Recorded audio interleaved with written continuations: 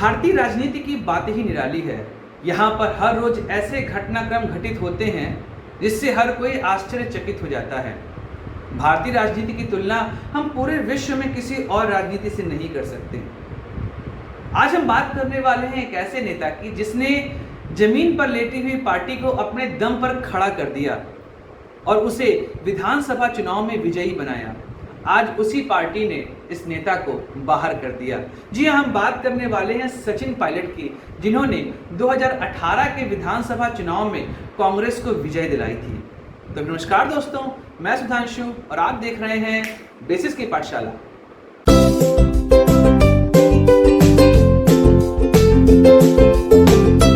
भारतीय राजनीति कुछ इसी तरीके से चलती है। जब हम राजस्थान की बात करते हैं तो यहाँ पर हमें यह पता है कि पिछले 17 सालों में हर 5 साल में सत्ता परिवर्तन होता है। 2003 से 2008 वसुंधरा राजे सिंधिया बीजेपी की तरफ से वहां की मुख्यमंत्री रही। 2008 से 2013 अशोक गहलोत, 2013 से 2018 वापस से वसुंधरा राजे सिंधिया और 2018 से मान सकते हैं 2023 तक के लिए कांग्रेस की तरफ से वापस से अशोक गहलोत मुख्यमंत्री बनते हैं। लेकिन 2018 का विजय अशोक गहलोत का विजय नहीं है, ये विजय है सचिन पायलट का, जिन्होंने अथक परिश्रम किया। क्योंकि 2014 के लोकसभा चुनाव में जब नरेंद्र मोदी की आंधी चल रही थी, उस दौरान कांग्रेस राजस्थान में 0 सीट पर आ गई थी। उस जगह से कांग्रेस को उठाना और सत्ता तक पहुंचाना, ये अथक परिश्रम का काम था जो सचिन पायलट ने किया। लेकिन उसका प्रतिफल उनको नहीं मिला और चीफ मिनिस्टर की पोस्ट जो हर कोई चाह रहा था सचिन पायलट को मिले, वो कांग्रेस आला कमान ने अशोक गहलोत को दे दी। जिसके बाद से ये सारी समस्याएं शुरू हुई और आज 2020 14 जुलाई के दिन कांग्रेस ने सचिन पायलट को उप मुख्यमंत्री और कांग्रेस के प्रदेश अध्यक्ष के पद से निकाल दिया। ये बात थोड़ी सी पचने वाली है नहीं, लेकिन पहले हम सचिन पायलट के विषय में बात करते हैं और उनके जीवन के संबंधी कुछ बातों को समझते हैं। सचिन पायलट का जन्म 7 सितंबर 1970 को सहारनपुर उत्तर प्रदेश में हुआ था। इनके पिता राजेश पायलट और इनकी माता का नाम रमा पायलट है। राजेश पायलट जो अपने आप में कांग्रेस के कद्दावर नेता थे, राजीव गांधी और नरसिम्हा राव की सरकार में वो मंत्री भी रहे। लेकिन असामयिक मृत्यु होने के कारण सचिन पायलट को जल्द ही राजनीति में आना पड़ा। इनकी प्रारंभिक शिक्षा न्यू दिल्ली में हुई, उसके बाद ये एमबीए करने यूनिवर्सिटी ऑफ पेंसिल्वेनिया यूएसए चले गए। वहां से आने के बाद ये जनरल मोटर्स में भी कुछ दिनों तक काम किए, क्योंकि मैनेजमेंट में इनकी काफी रुचि थी और ये जानना चाहते थे कि आखिर किस तरीके से एक कंपनी तैयार की जाती है और एक कंपनी कैसे काम करती है, और उसका प्रयोग वो भारत की राजनीति में करना चाहते थे। दौसा लोकसभा चुनाव क्षेत्र जो कि राजस्थान में आता है, वहां से इन्होंने 2004 में चुनाव लड़ा और लोकसभा में 26 साल की उम्र में जीतकर आने वाले सबसे कम उम्र के सांसद बने। 2009 में अजमेर से ये जीते, लेकिन 2014 में जब नरेंद्र मोदी की आंधी चल रही थी, उस दौरान हर कोई हार गया था, तो ये भी अजमेर सीट से हार गए थे। लेकिन 2018 ये एक ऐसा साल है जो सचिन पायलट के कैरियर को बदल देने वाला काल है, क्योंकि सचिन पायलट एक अच्छे नेता के रूप में भारत की राजनीति में उभर रहे थे।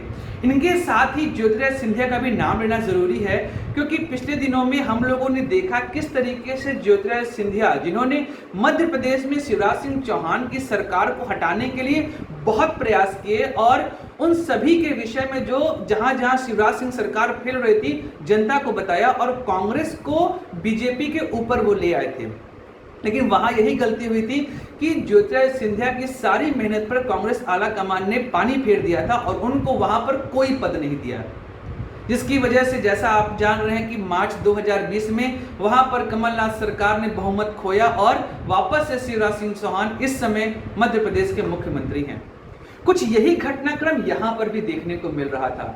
2014 के इलेक्शन के बाद से जब सचिन पायलट को कांग्रेस का प्रदेश अध्यक्ष बनाया जाता है, उसके बाद से वह कांग्रेस के लिए लगातार अच्छा काम करते जा रहे थे। वसुंधरा सरकार जहां जहां फेल हो रही थी, वहां वहां पर सचिन पायलट अपने बातों को प्रमुखता से रखते थे। इस दौरान लाठियां खाई, जेल गए, सर फुड़वाया, लेकिन कांग्रेस को जगह पर लेके आए जहां से कांग्रेस अपनी सरकार बना सकती थी। राजस्थान की बात करें तो यहाँ पे विधानसभा के 199 सीट हैं और कांग्रेस को 100 सीटों पर विजय मिली थी। उसके बाद बीएसपी की भी समर्थन यहां पर इनको मिला और टोटल 107 लोगों का समूह यहां पर बना और कांग्रेस की सरकार बनी। बीजेपी को मात्र 73 सीटें मिली थी और वो सरकार नहीं बना सकती थी। ये सारा मेहनत किया सचिन पायलट ने, लेकिन जब बात आती है मुख्यमंत्री बनाने की, तो वह मुख्यमंत्री बनाने की बात जब आला कमान के पास पहुंचती है तो वहां पर अशोक गहलोत का नाम फाइनल किया जाता है और सचिन पायलट को उप मुख्यमंत्री का पद दिया जाता है, जो उनके द्वारा किए गए कार्य के अनुसार बहुत कम था। 9 मंत्रियों को अपॉइंट करने के लिए सचिन पायलट को कहा गया। उन्होंने अपने 9 मंत्री दिए, लेकिन उनको विभाग अच्छे नहीं मिले।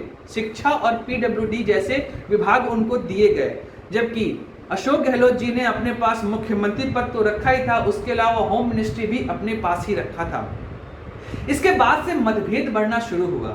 जैसा कि हम लोग जानते हैं कि कांग्रेस में राहुल गांधी का प्रभुत्व काफी अच्छा है, लेकिन जब हम बहुत ही अंदर खाने में उतरते हैं तो पता चलता है कि वहां पे जो वृद्ध लॉबी अभी भी उनकी है, जो leaded by Sonia Gandhi and Ahmed Patel, वो लॉबी अभी भी बहुत पावरफुल है। और इसका रिजल्ट आप देख ही रहे हैं कि जिस तरीके से कमलनाथ जी को मध्य प्रदेश का मुख्यमंत्री बनाया गया और अशोक गहलोत को राजस्थान का मुख्यमंत्री बनाया गया, जबकि काम यहां पर किया था नए राजनेताओं ने, ज्योतिरादित्य सिंधिया और सचिन पायलट ने।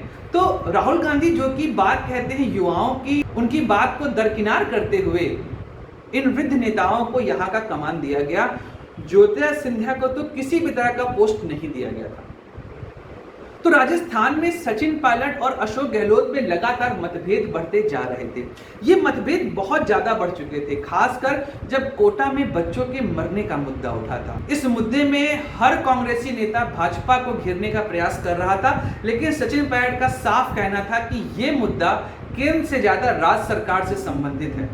राज्य सरकार को यहाँ पर अच्छे से काम करना चाहिए और वो प्रमुखता से आगे आए थे और इस मुद्दे को सबके सामने उठाया था। कांग्रेस आला कमान को यह बात उस समय अच्छी नहीं लगी थी और यह बात अशोक गहलोत को भी पसंद नहीं आई थी। तो यहां से शुरुआत होती है ओपन फाइट की।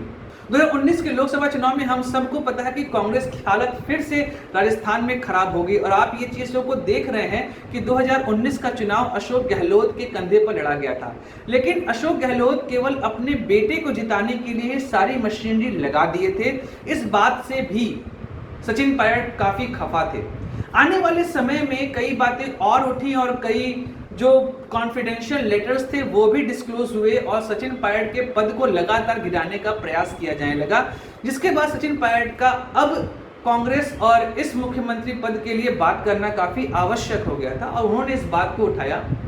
लेकिन कांग्रेस आला कमान ने इस बात को सही तरीके से समझा नहीं और उन्होंने अपने एक बहुत ही कर्मठ और नवयुवक नेता को बाहर कर दिया। ये बहुत ही बड़ी गलती कांग्रेस ने की है, क्योंकि भारतीय राजनीति की इस समय बात की जाए तो यहाँ पर विपक्ष का रहना बहुत जरूरी है और तभी लोकतंत्र के बारे में हम बात कर सकते हैं। ज्योतिरादित्य सिंधिया और सचिन पायलट के जाने से कांग्रेस की छवि बहुत कमजोर हुई है।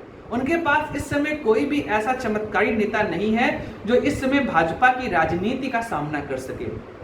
तो सचिन पायलट जैसे नेता को बाहर निकालना ये अच्छी बात नहीं थी। इस मैटर को काफी अच्छे तरीके से सॉल्व किया जा सकता था और ऐसे नेता जो कि जमीन से जुड़ा हुआ है, जो किसानों की बात कर रहा है, जो युवकों के साथ जुड़ता है, उनकी समस्याओं को समझता है, उसको इस तरीके से बाहर करना कहीं भी भारतीय राजनीति के लिए अच्छा नहीं है। तो भारतीय राजनीति की बात इसी तरीके से चलती रहती है और यहाँ पर रोज ऐसे घटनाक्रम होते हैं जो हमें हतप्रभ कर जाते हैं।